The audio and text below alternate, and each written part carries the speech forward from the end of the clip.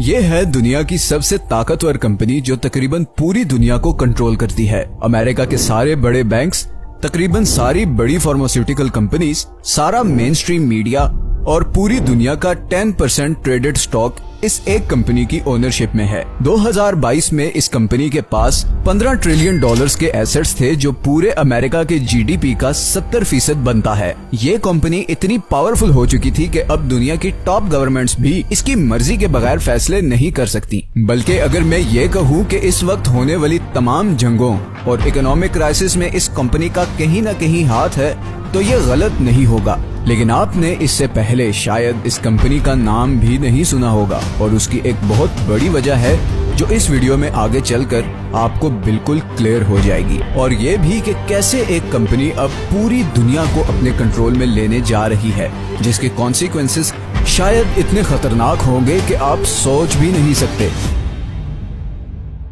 Larry Fink, इस company का CEO, शायद इस वक्त दुनिया का सबसे पावरफुल इंसान है। ये लैरी फिंक आखिर है कौन और कैसे ये इतना पावरफुल बना कि आज दुनिया में होने वाले हर वाक़े में डायरेक्टली या इनडायरेक्टली ये और इसकी कंपनी इन्वॉल्व होते हैं। लैरी 1952 में लॉस एंजलिस की एक अमीर फैमिली में पैदा हुआ। लैरी के मुतल्लिक कहा जाता है कि he was always hungry for power, और इसीलिए उसने अपने कैरियर की शुरुआत पॉलिटिक्स से की। लेकिन उसे जल्द ही एहसास हो गया कि असल ताकत पॉलिटिक्स में नहीं बल्कि पैसे में है। इसीलिए लैरी ने पॉलिटिक्स छोड़ी और 1976 में न्यूयॉर्क में फर्स्ट बॉस्टन नामी एक इन्वेस्टमेंट फर्म में एज अ सिक्योरिटी ट्रेडर अपने कैरियर की शुरुआत की। चंद ही सालों में लैरी इस कंपनी का हाईएस्ट अर्निंग एम्प्लॉय बन चुका था। उसके अंदर आगे बढ़ने और पावर हासिल करने की एक आग थी जिसे बुझाना नामुमकिन था।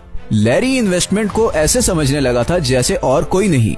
1986 में लैरी ने फर्स्ट बॉस्टन से रिजाइन किया और एक सीक्रेट सोसाइटी कैपा बेटा फाई का मेंबर बन गया। इस सोसाइटी में सिर्फ दुनिया के टॉप बैंकर्स, इन्वेस्टर्स और पॉलिटिशियंस शामिल हो सकते हैं। लैरी इसका मेंबर कैसे बना ये हम नहीं जानते, मगर तकरीबन 2 साल के बाद 1988 में लैरी ने उस कंपनी की बुनियाद रख दी जो अगले 35 साल के दौरान पूरी दुनिया की सबसे बड़ी और ताकतवर कंपनी बनने जा रही थी। शुरू के सिर्फ